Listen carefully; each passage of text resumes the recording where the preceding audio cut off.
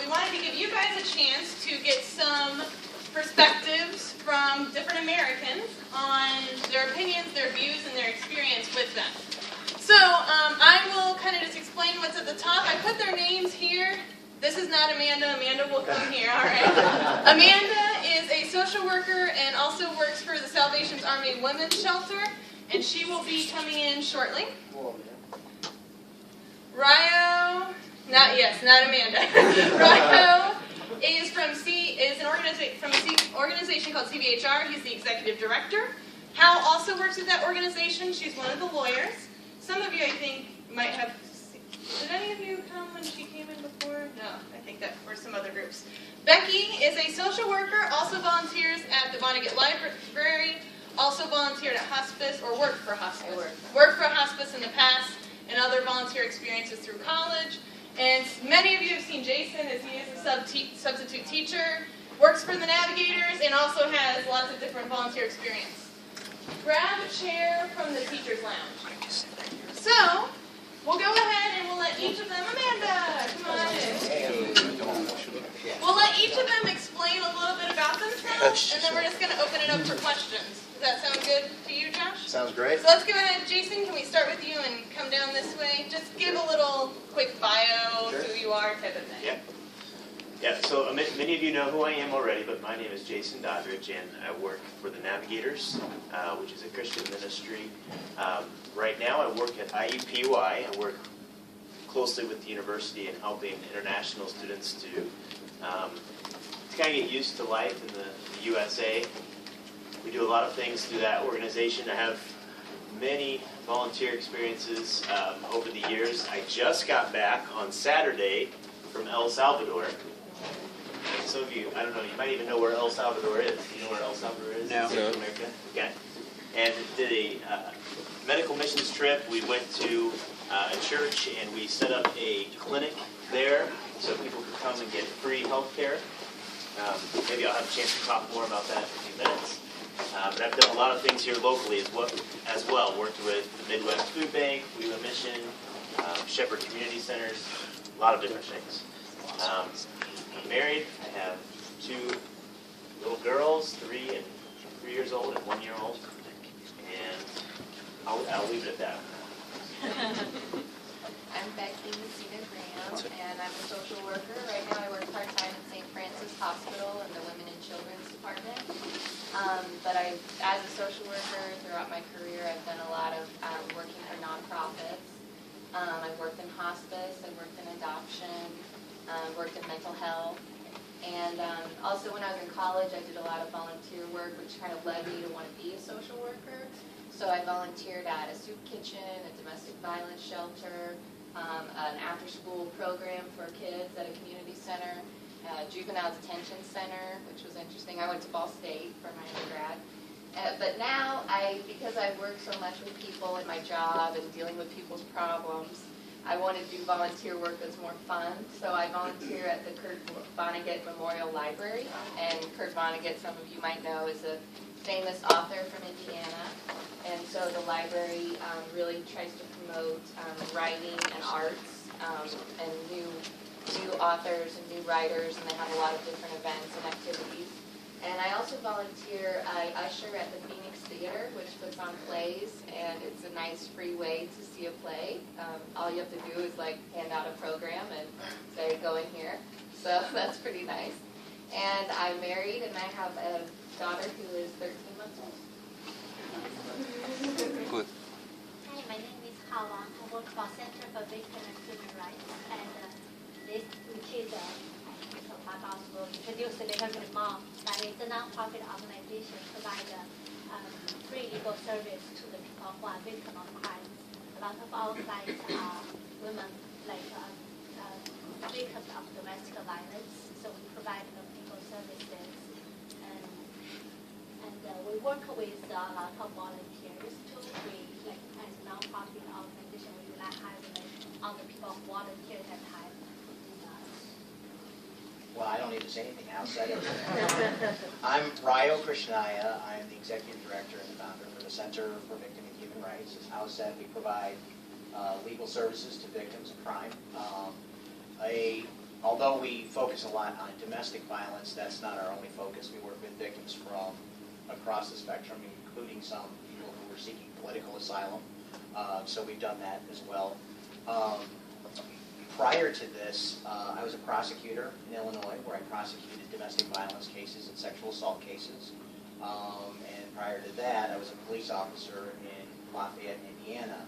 And one of the big reasons I started this organization was because there was really kind of an absence of civil attorneys. There were prosecutors dealing with these cases, but there weren't civil attorneys there to represent victims in all of the other myriad of legal issues that they were facing.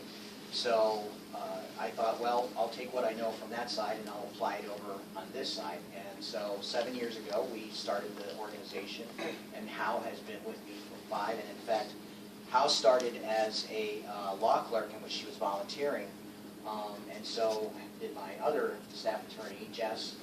There's 2 of us, or 2 of them, and 1 of me. And they all started volunteering for this organization, and then what happened is they moved into a staff attorney position, which has worked out very well because they get the training, they learn about all the complex issues, because we do a lot of protection orders, which involves a lot of litigation, but we also do humanitarian immigration stuff, so U visas, T visas, asylum, that kind of thing. So these are 2 very different areas, and they require a lot of training, and so when they volunteer with us, they really get to learn it, and then it's very easy to transfer them in as staff attorneys. And before I go on, we need to recognize where Emily is. Oh, there. So I was going to go yell at some students for making Well, noise. before Emily yells at some students, Emily is actually one of our best volunteers. Because Emily actually, without Emily, we would be lost in a lot of our cases because she speaks Spanish. So none of us do. So it actually kind of helps when you can talk to the client, right? So we've been able to do a lot of work successfully with Emily, thanks to her help. And also, Emily does a lot of volunteer with other organizations. She volunteers. This is about you guys. You're part of us, aren't you? But you got to give recognition where credit is due, right? So Emily is also one of our volunteers. So you're talking to the guy that brings all the volunteers together and makes them do something. Okay. With that, I'll turn it over to Amanda. So not Amanda. Not Amanda. Not Amanda. I'm Amanda. I apologize, I've a little bit lost my voice a little bit, but I currently, my full-time job, well, I have 2, one's part-time, one's full-time. I work with the Department of Child Services, which is an organization run by the state of Indiana that investigates abuse and neglect of children throughout the state. And so I supervise a bunch of investigators that go and do that, and I've worked in different ways in that role. I've also done the investigating at times, but the majority of my service, as far as volunteer work and giving my free time, has been in the area of working with the homeless, and that could be in lots of different ways. Right now I work at a homeless shelter. I do get a little bit of money to work there to do their intake process and things like that, but I started working with the homeless back in Chicago probably about 10 or 12 years ago. And I worked with men involved with prostitution in Chicago. And so I would say that was probably my most meaningful, intensive volunteer service that I worked with. And then I did some work out in Washington, D.C. with advocacy for the homeless and things like that. And now I'm here just hanging out sometimes with the homeless women at the shelter here. And they have all their fun stories, some sad, some more humorous, and it's just, I think that's what gets me through some of the volunteering ideas. Seeing the light. Okay, I was thinking, Josh, since we have 3 classes, Yeah. we could take like a question from my 2 classes and then yours, so that way Sure. it's kind of equally spread. Yeah. So let's go ahead. Class A, does anyone have a question? Hussein. Ask Beaky, yeah, okay. You deal with the sometime mental problem. Sometimes, yeah, in my job, How- not really in volunteer work, but I used to work for a hospital that dealt with mental health issues and also substance abuse, so drug and alcohol problems. How hard that? That was very difficult. It's really hard for people in that position to be able to get help, but also be able to follow through with that. There's issues with being able to pay for it because a lot of insurances don't want to pay for that kind of treatment. And of course, you know, sometimes they can be in a state where they're kind of angry or upset about things, so it can be kind of difficult. Yes. Thank you. Class B. We'll rotate through all the classes, okay? Hi, Ethan, are you looking for Kathy's class? She's down in my class today. He's in my class. Oh, he's Yeah, here? he's Oh, here. here. Yeah, he is here. Here, Ethan. We've got to share first. My class, Class B, do you have anyone in Class B want to ask a question? Layla, go for it. I want to ask Becky because I'm a nurse very interested in hospice and mental health. So in in your case, have you faced the experience of mental problem patients, and do you have to train before to be a volunteer or something like this? Yes, definitely. And you said you were interested in hospice. Yeah. That's, I'm not sure if everybody knows what hospice is because I think in other places it has different meanings. But here in the U.S. it means working with people who are dying. So you knew that, yeah. So in any social work role, whether I'm working with people who are dying or people in the hospital now where I work, you always are going to encounter people that may have mental illnesses. Maybe they have depression or anxiety. But most people with mental illnesses, they aren't harmful to other people. They cause more harm to themselves. But you definitely get a lot of training in that area when you work in healthcare. So it's really helpful. But it's an ongoing problem that you would experience wherever you are, working in healthcare or in social services. Did that answer your question? It wasn't a very good Can answer. I ask you more, like about hospice? For example, in my country, when people gonna be dying, we actually have to do the activity with their families. So do they have the same in the state? Yes. With hospice, they have nurses, they have home health aides who bathe the person and take care of their physical needs. They have social workers, they have chaplains or priests or clergy people. They also have music therapy and art therapy. So they're really supporting the whole family as well as the patient who's dying. And also they keep in contact with the family after the person passes away to make sure they're doing okay and to give them support. But if you're interested in volunteering for hospice, I can get you in contact with Wes. Okay. But it's a lot of training, and so you really feel very comfortable before you go out and do it, and it's a really good experience for somebody who wants to work in healthcare. So. Josh's class. We'll rotate through. Otherwise, one class will ask more questions. For all of you guys, what was your motivation to volunteer? There's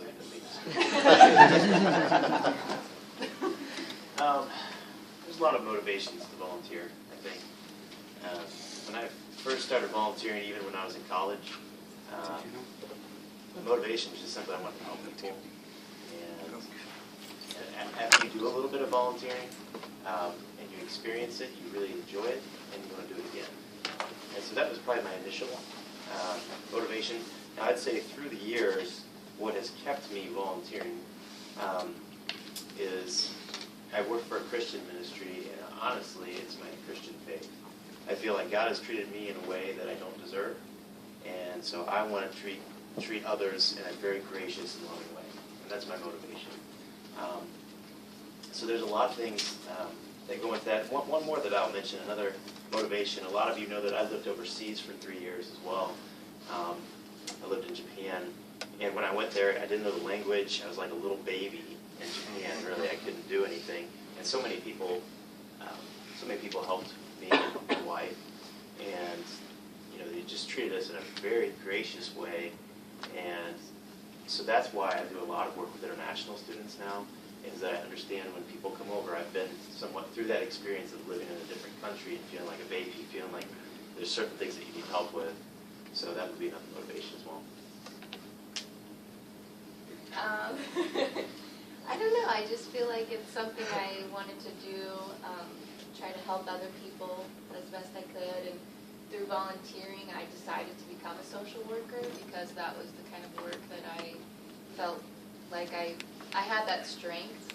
I felt like I had the ability to help other people and talk to other people and people of all different kinds of backgrounds and different situations.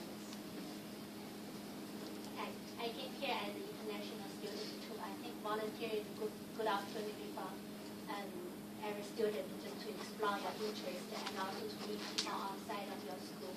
So that's what I did as I was graduate student in the University of Michigan. And now I also volunteered while I was in law school. That's also a good opportunity to get critical skills and land a job. So I highly encourage everybody, like as an international student, to volunteer, just to know the culture, meet people, and use your skills what you learn in school, and just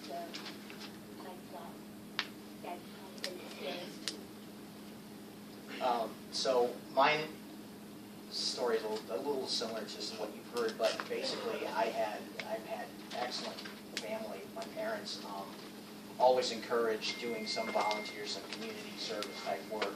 So it kind of comes for me from my family, and also throughout my career I've had some excellent mentors who came through some of the volunteer work that I did in undergrad and also in law school.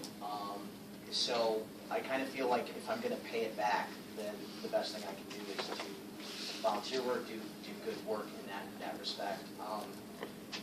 But it's also sort of a sense of justice, too. We have to give back, right? We can't just take whatever we want. We have to take care of those who can't necessarily help themselves also. So I think that's a little bit of it for me personally. First, and maybe not foremost, but I definitely am required to volunteer for my undergrad, for all those things, because when you're training to be a social worker, you just have to do a lot of volunteer work. It's just required. I could have hated it the whole time, though, and that wasn't the case. That was what made me do it again when it wasn't as required. And so I think just finding something that was something I cared about. When I was 12, it was puppies, so I would volunteer at a shelter for like dogs and cats and walk them for an hour a week or something. It's just, you can find things that you enjoy, maybe things that you do that you make money at, and then you say, okay, well, I make money here with these people, and that's fine because I have to live, but I also have this skill, and these people over here couldn't afford that if I didn't give it to them just willingly and for free, and they need this skill too. Uncle Third, from my class, I think you had your hand up for a question. Yeah. What is the hard part? Can I start? There are many hard parts, and they'll tell you, but one is definitely getting people organized to volunteer.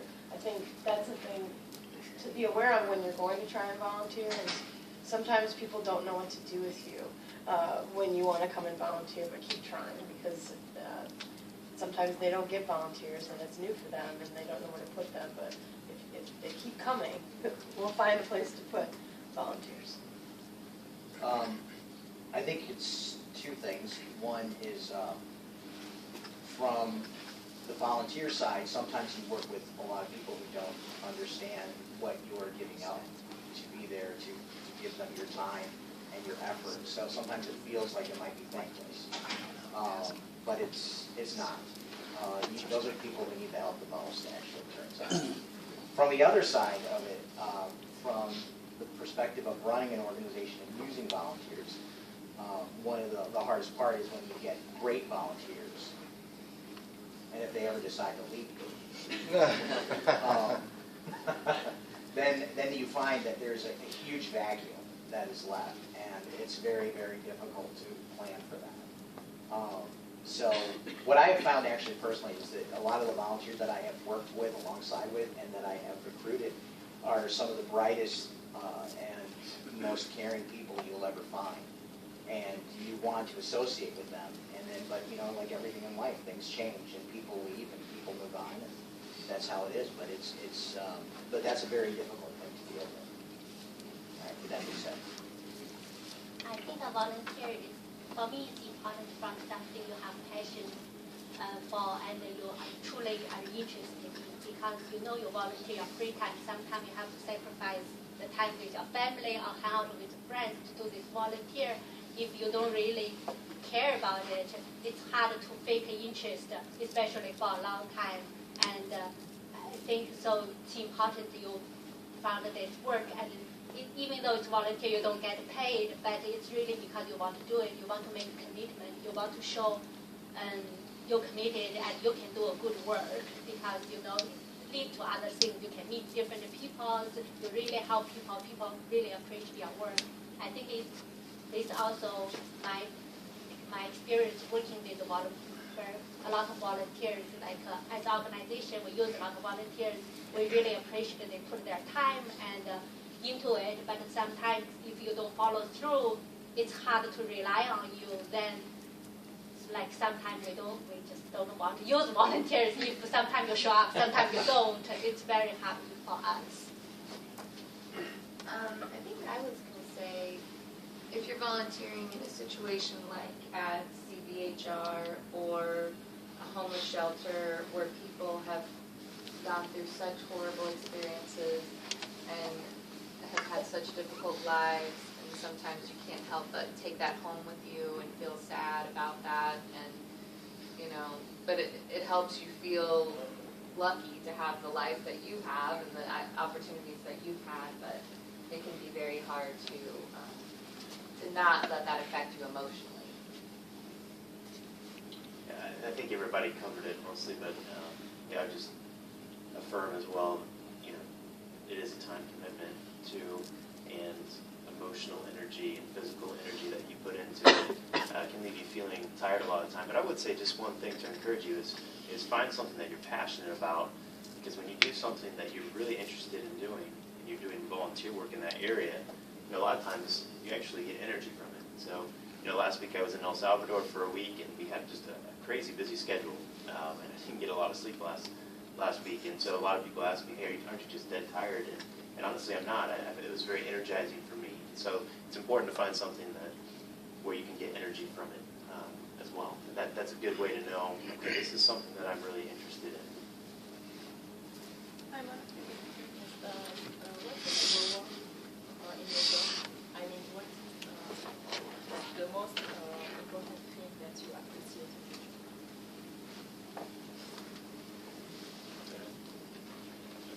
I don't want to start this one. Can you say the question one more time? What's the question? What is rewarding in your job? What do you appreciate? Yeah. Well, I can start. You know, just knowing that you're being able to help. I can't even see you over there, but just knowing that you're able to help somebody else. And the most rewarding things I've done in all my work as a social worker and my volunteer work are things that are kind of helping people with their most basic needs. Like when I worked at a soup kitchen, like I was helping make meals to feed people, and you know that you're helping them survive. But also in my job, you know, working in hospice, I think was the most rewarding, because the time that someone's dying is the most difficult time in their life and their family's lives, and knowing that you're really there to support them as best you can through that is very rewarding. I think a lot of people think that when they go and they serve or they volunteer that really they're going and they're giving something to people. And that's true in one sense, but in my experience, you learn so much from the people that they're serving. And I think that's pretty rewarding as well. I would echo that. It's the people you work with who share those values, those ideals, and you're moving towards a common objective.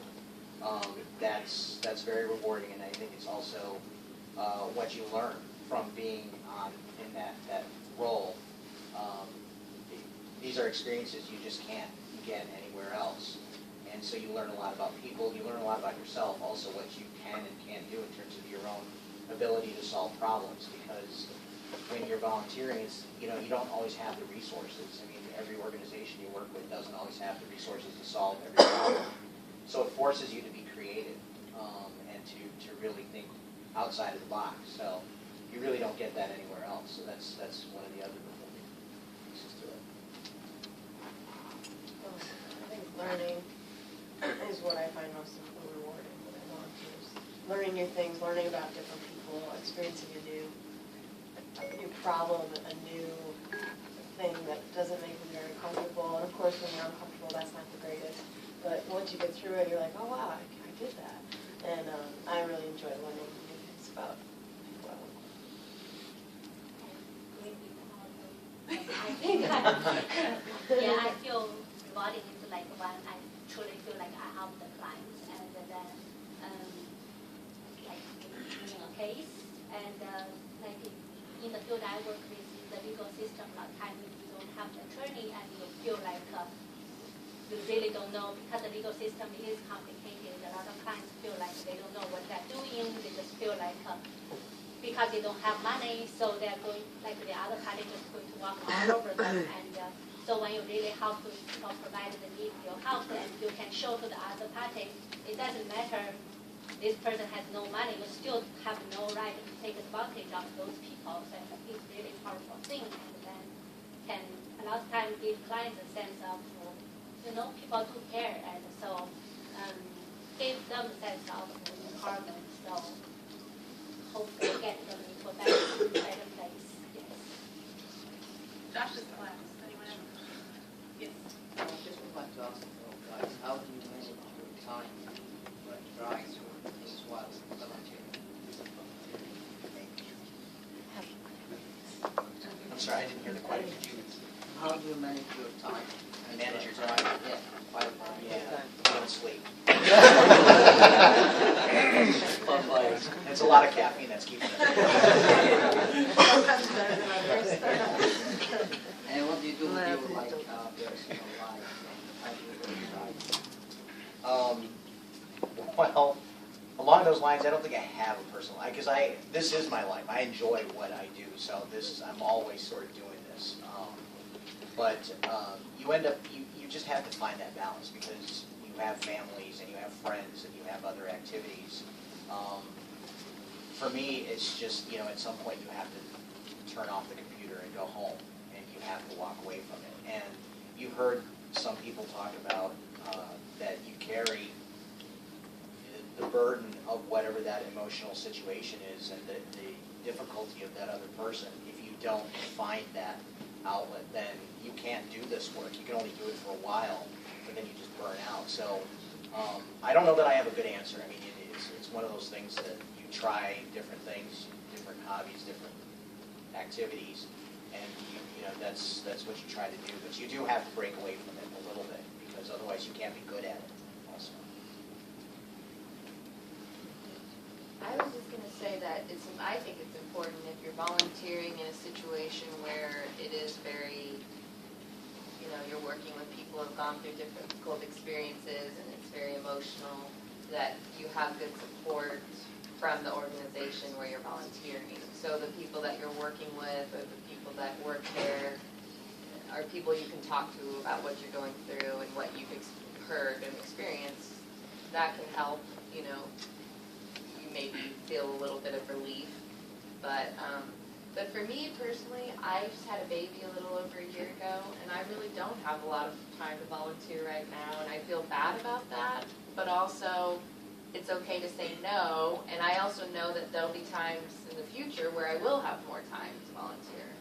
So, but I think if you are really passionate about something and you do find a volunteer work that you love, and they will want more and more of your time if you do a good job. But you also have to remember that it's okay to say no to be able to take care of yourself and do the things that you want to do with your life to, enjoy yourself.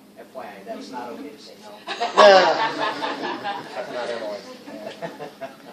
Well, let me just piggyback off of what she said. We're also, my family's also in a stage of life where we have a 3-year-old and a 1-year-old, so we're really busy. So I'm not able to volunteer quite as much in this season of life right now. But I would just encourage you guys with that I'm guessing for a lot of you, you have some time on your hands now, and so get your feet wet with volunteering, and that way you can experience it, see what it's like. Because if you wait for that to have some of those experiences, you're just going to get busier. You're going to start families and things like that, and it's going to get hard. So I would encourage you, this might be a great time in your life to start exploring some different volunteer opportunities. But I agree with what's been said as well. There's always going to be work. And so in my organization, we always kind of have a little tagline. We say, at the end of the day, we just have to step away and say, I'm finished. We're leaving the rest to God, and we'll see what happens. So you just have to be able to set it aside and put it away in the evening. So. I think some of the volunteer that may not require a lot of time. So there are different types, and sometimes the only couple of hours per week. So if you're really busy, and of course you should have priority. For example, right now, like in school, and so your classes you just have to go to and have to follow through. And but then, if you still have time, you can start from little bit time, and then just see how it goes. And once you feel passionate about some work, and you feel like you are rewarded in some way, I feel like finding time won't be too difficult for you. Ironically, Amanda just got a phone call from her work phone, so that's why she just left. She'll be right back in a little bit. I think we're ready for Class A. Faisal. Is there any benefit for volunteer? By volunteer? Any benefits if you volunteer? Yes. Or somebody. Any benefits to you? Yeah. How far I think, we will probably learn whatever is going on in that organization. What kind of volunteer do you want to do?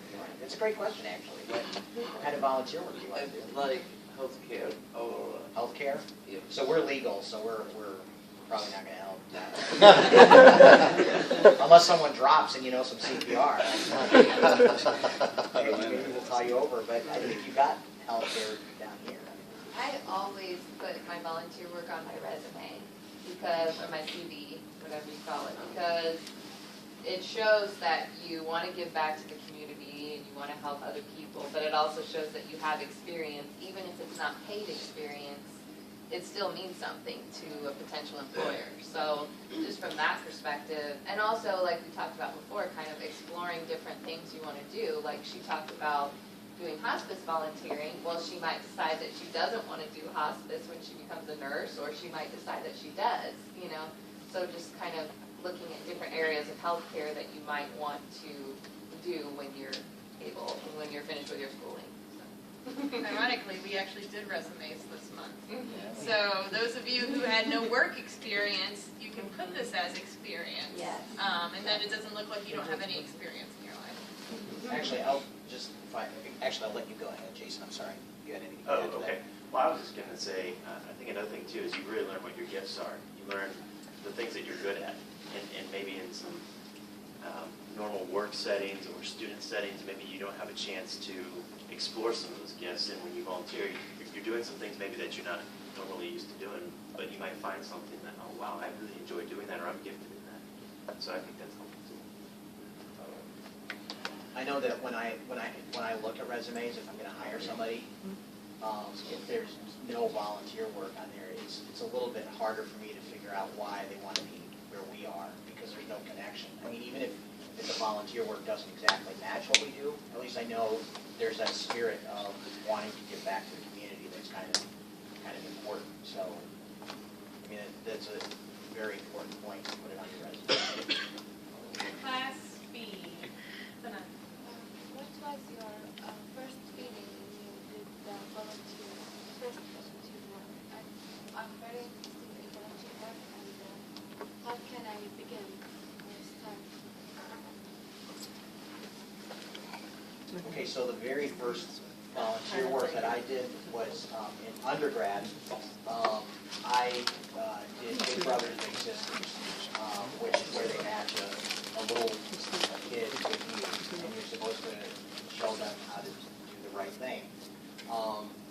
And it was terrifying for me because the very first, what you do is you have these outings every week that you're supposed to go through. I think it's like 2 hours a week or something like that.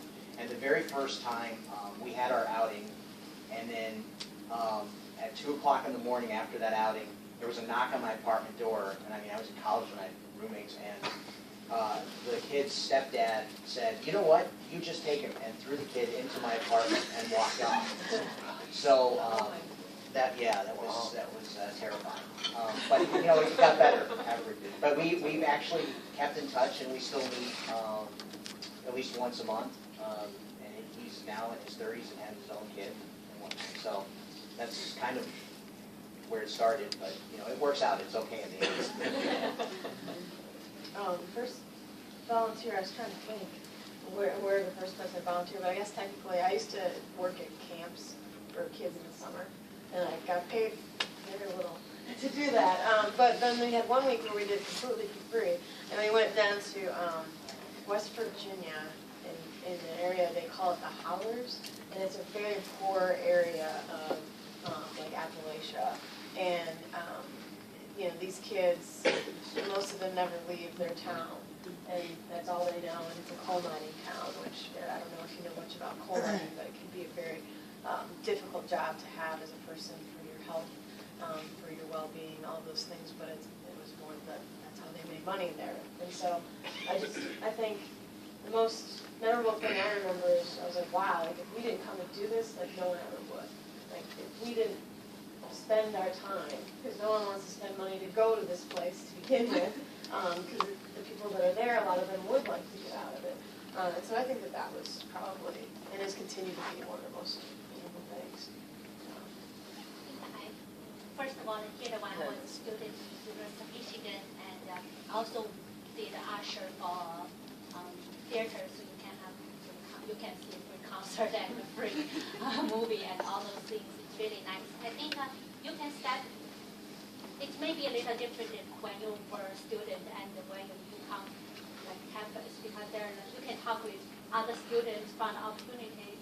We have like student organizations. They all will have posting online, and they have like campus newspaper. You can look through them, see whether or not they need volunteers. So you can always find some opportunities that way. I used to recruit volunteers for hospices that I worked for, and one website that I used was volunteermatch.com. And so different organizations post volunteer opportunities. But also, I think it's a good idea just to think about what kind of volunteer work you want to do, identify which organizations do that work, and then contact them directly or go to their website to see if they have anything about volunteer opportunities. My first volunteer experience was the university, and I coached basketball to some young children. And so just going along with your question as far as what did I feel, you always feel a little bit nervous when you first start getting going, but it's helpful for me to start with something like that because it's something I was familiar with. I had done it before, even for some pay, and so it was something I was very familiar with, so that was really helpful. So even my advice in that would be to start with something that you're comfortable with, and then from there do some things that are maybe a little bit harder and out of your comfort zone. All right, I think we're ready for Josh's class. Yeah, hey. For you guys, now volunteer, there's no reward to everyone who volunteer. And instead of that, like if I volunteer, I can like have a job. I have a job, and I can get another job to make some money. How can I live to volunteer without reward? Well, you have to have a job too. Yeah, I will have a job, and I can like get another job to get some money, to make some money. So how can you live with that? Well, I would just say that there's a lot of people here that have from volunteer experiences, they've made a career, they've made a job out of just some of their volunteer experiences. So sometimes you start out volunteering and you're not getting paid, maybe you're a student, or maybe you have another job and you're doing that on the side. But it opens up a lot of opportunities for full-time jobs. I mean, we live in a society that values this, and so there are paid positions to be able to, you know, manage volunteers and things like that. So it may start off as a volunteer job, and it could lead to a full-time job. Now, I wouldn't bank your life on that necessarily, but that happens a lot. So yeah, I think you're going to hear this from everybody. You have to have, you know, it's not that we're neglecting a full-time job and getting paid, but sometimes it can lead to some of those opportunities. And what she was saying before, sometimes you only need to volunteer for an hour or two every week. It's really not a lot of time that you're spending. And like when I volunteer at the Kurt Vonnegut Library, sometimes I only volunteer like every couple of months when they have like a special event. So it's not always like a huge time commitment. I think you need to talk to wherever you're volunteering at. I mean, you let them know, be honest about what your time commitment is. I mean, there's so many different areas in which you can volunteer. You're seeing only a small slice of the pie, but I mean, there's so many different things and so many disciplines. You can make it work if you decide to make it work. I mean, that's just how everything is in life, right?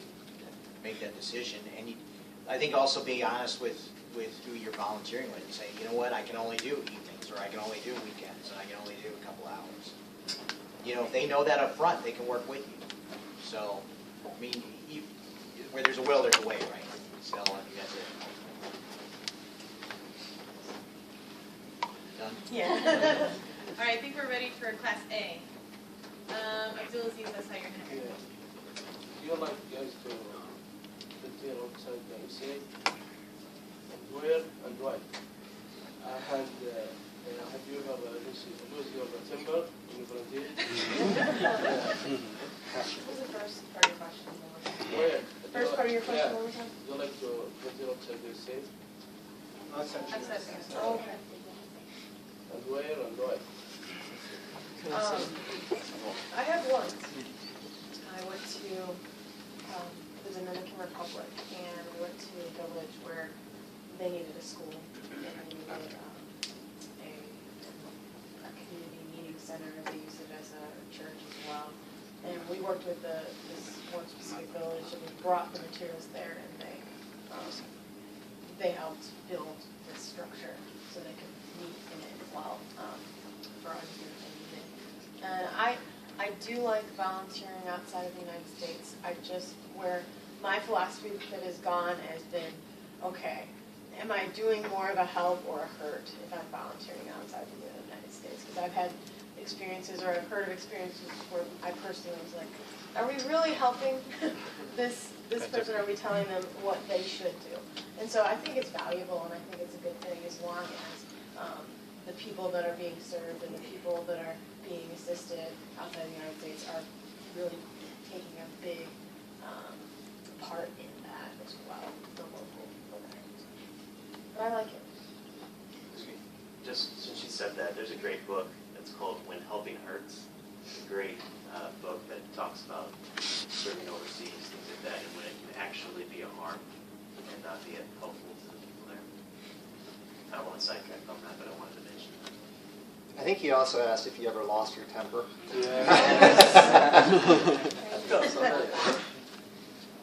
Never.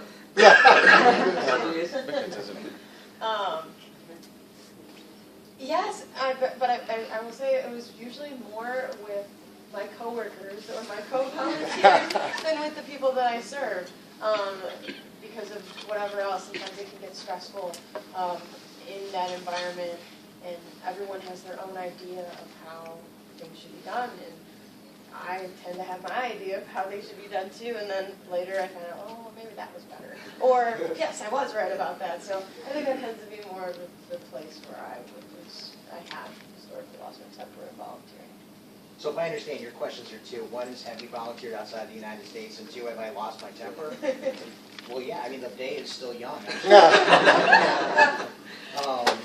I did volunteer once outside the United States. I was going to volunteered with the World Health Organization to vaccinate kids in Nepal for polio. And I had stopped in India on my way over there, and I ended up catching malaria, which was awful. You lose your temper. I lost my temper. I actually lost consciousness, so I didn't have it at that point. So I didn't get to finish it. I regret it, though, because I think it would have been fantastic had it not been for a tropical disease. But do I lose my temper? Yeah, who doesn't? Who doesn't lose their temper? Sometimes strangely, the people you're trying to help are sometimes the worst enemy.